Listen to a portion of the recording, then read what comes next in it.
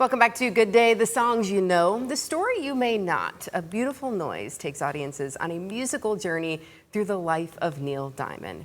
Nick Fradiani is Neil Diamond then, and Amber Ardolino is Marcia Murphy. Good morning, folks. Thanks for being here today. Morning. So you all have one show under your belt already last night. I've already heard some great things. We had some folks here who got to go see it, and it's...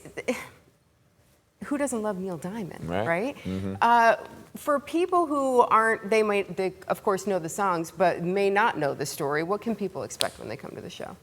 Me first? Yeah, take it away, Neil. Well, yeah, there's no movie, there's no book about Neil's life. This is kind of the way he wanted to share his story. So, you know, it tells, you know, like you said, everybody knows him as the big star and the guy that's written these amazing songs. But there's this kind of heavy, lifelong story that he shares for the audience to kind of know more about him and why he wrote those songs. And yeah, it's a beautiful show. We've both been a part of it now for a long time, and so it's obviously special enough for us to want to keep doing it and sharing it with the whole country. Yeah. So you play his wife, right? His second wife. 25 years of marriage. Wow. Yeah. And Marcia is, I believe, known for being that influence and helping him with his career, right? 100%. I feel like Marcia is an integral part of Neil's career. I mean, she really, and throughout the show, you get to see that. You see how they meet. You see how she helps him and pushes him to become ultimately the star that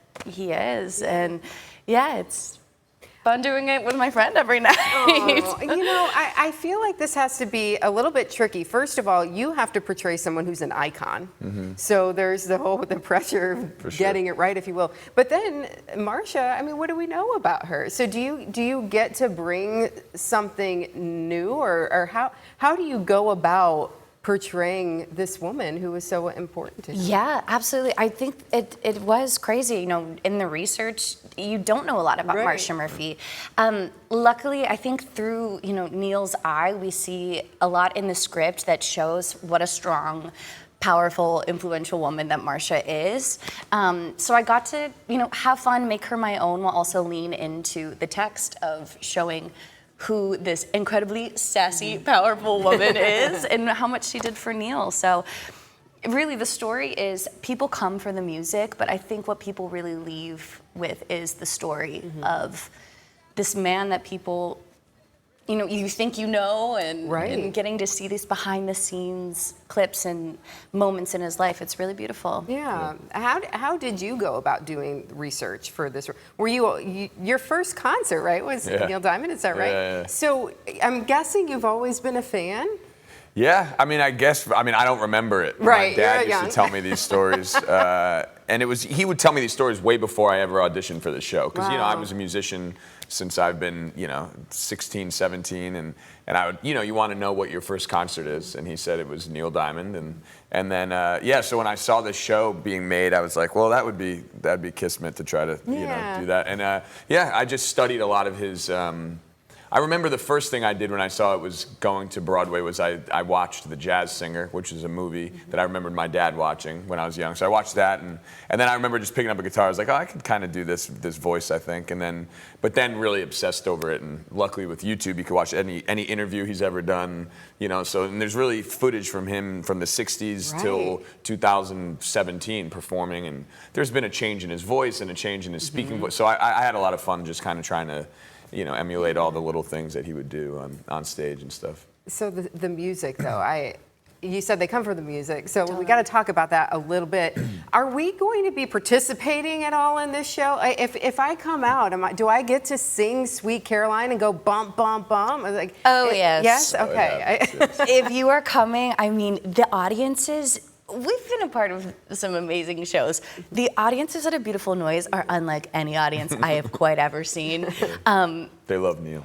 Yeah, they love Neil, and you do get to sing along to these iconic songs.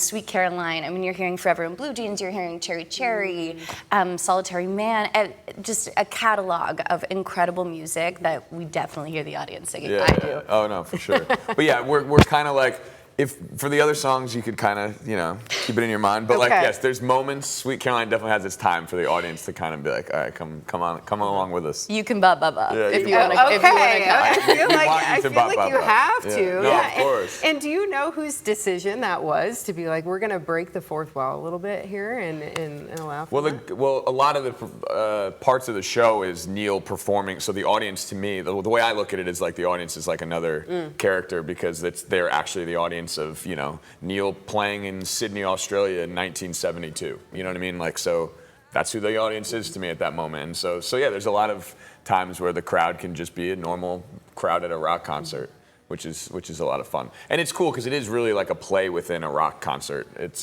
has a lot of those moments. So it's the audience kind of, I think, just gets it. They just see, okay, time for us to kind of be quiet and be a theater audience Right. now. And other times we're like, all right, it's our time to shine. Yeah, it's our time. yeah. We get our time. And they do. So this tour is wrapping up, folks. Yeah. You've been part of this for a while. You did it together on Broadway. Now this tour you've been on for 2 years. Yeah.